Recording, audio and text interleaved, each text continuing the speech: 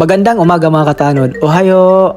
Ito yung mga panahon na kami ay pumunta ng Pilipinas at nagbakasyon kami. Bali, andito pala kami ngayon sa lugar ng aking asawa, sa Iloilo. At mayroon kaming tour sa Gigantes Island. Lagi niya kasing kinikwento na ang mga isla sa Gigantes Islands ay magaganda. So hindi daw kami po pwedeng uuwi ng Japan hanggat hindi namin napupuntahan iyon. Ito na nga mga katanod, kami na nga ay sasakay ng bangka. Sinadya ko lang magpahuli para makuha ko naman siya ng video. Yan naman palang aming napakakisig na tour guide. Sayang nga lang at nakalimutan kong kanyang pangalan. Sa sobrang tagal ba naman ay hindi ko na maalala. Sila pala yung aming mga nakasama, Team Aloha Cars PH. May 7 mga isla pala kaming pupuntahan dyan sa Gigantes Island. Ito yung Pulo Pandan Island, Kabugaw Gamay, Lantagan Beach, Bantiki Sandbar, Antonia Beach, Mini Boracay, Tangki Salt Lagoon. Ako naman po talaga ay namangha sa napaka-alakristal ng tubig dagat dito.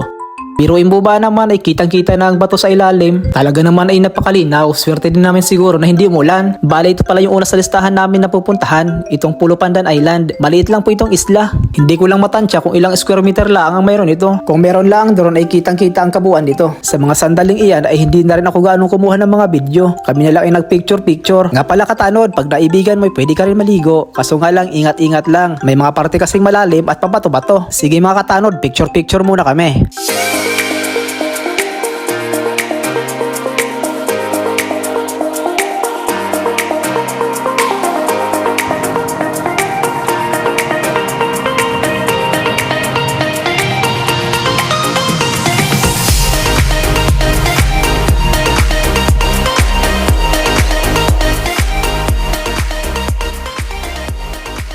Ito naman yung sunod na destination na pinuntahan namin, yung Tangke Salt Lagoon. At ito nga isa sa mga main tourist attraction dito sa Gigantes Island, Carles, Iloilo. At ito nga ay kilala dahil sa angking mala emerald fresh salt water nito. Kailangan mo munang umakyat sa matatalas na bato para makita mo ang angking kagandahan nito. Hindi na nga rin magkanda o gagang aming tour guide sa kakukuhan ng litrato. Kaya naman pansamantala kaming sumilong ng panandalian. Talaga naman inapakainit ng araw ng mga panahong ito. At sa mga oras na nga ito ay malapit na mag alas 12. Kaya nagdesisyon ng pangkalahatan na kumain muna bago pumunta sa mga ibang destinasyon. At sa parting ito ay mababaw na. Hindi nakakayanin ng bangka na pumunta pa sa Pangpang kasi ito'y sasayad na sa buhangin. Kaya naman inilakad na namin ito. At dito nga kami kumain sa Barangay Lantangan. At ayan na nga mga katanod, nakahanda na sa amin ang masasarap na pagkain. Meron dyan pritong isda, may nilagang manok, may adobo, may hipon, unlimited kanin, at may soft drinks na rin. At ang pinaka nagustuhan ko dito mga katanod ay unlimited scallop po ito.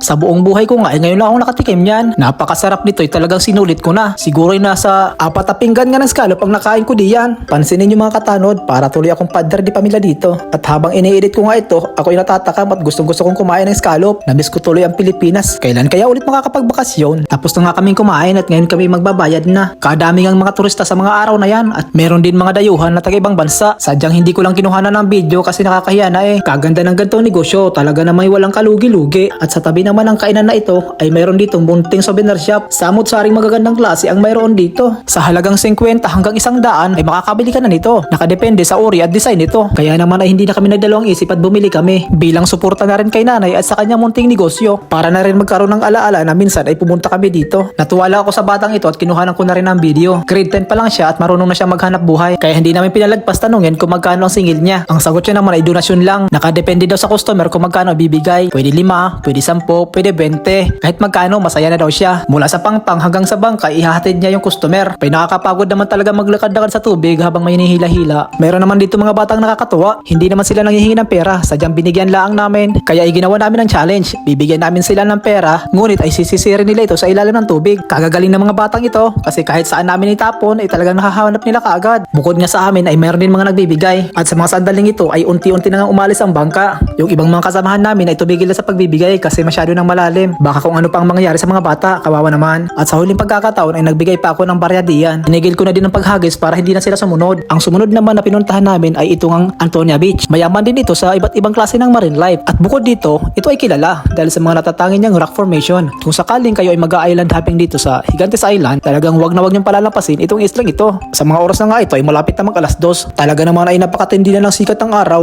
Kasakit na rin sa balat pag ikay nagbabal sa arawan. Kaya naman pagkatapos namin mag-picture-picture at kumuha ng mga video ay hindi na namin napigilan ng aming sarili. Talaga naman kami nagbabad na sa tubigan. Kami naglangoy-langoy na diyan. Sige mga katanod, mamaya ulit at kami maliligo.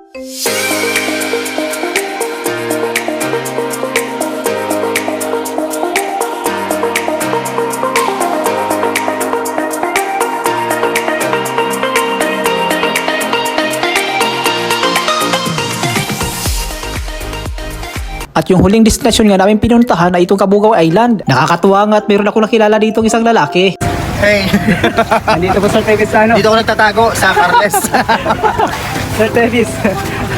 Napaka-professional niya at sinakyan niya lang ang aking biro. Nagtawaran nga kaming dalawa. Mantakin mo mga katano, siya pala isang negosyante. At nung kami nga ay nagkausap ay binigyan niya ako ng kanyang calling card. Itong Cabugao Gamay pala ay kasama sa listahan ng 20 most beautiful places in the world. Taon-taon nga ay dinarayo ito ng libu-libong lokal na turista at mga dayuhan na galing sa iba't ibang bansa. At pag nakapunta nga kayo dito ay masisiguro ko marirelax kayo. Ay pag nakakyat kayo sa tuktok, pwede kayong mag-picture-picture at mag-video-video. Subalit bilang lang ang maring umakyat kasi maiksi lang ang espasyo nito sa taas. Napakainit at walang masisilungan. Kaya habang hindi pa natatapos yung nasa taas, ay mag-antay-antay muna ito sa hagdan. At pag ikaw nga ay nakakyat sa tuktok, talagang matatanaw mo ang napakagandang tanawin ng katubigan at yung ibang mga isla na kapaligid dito.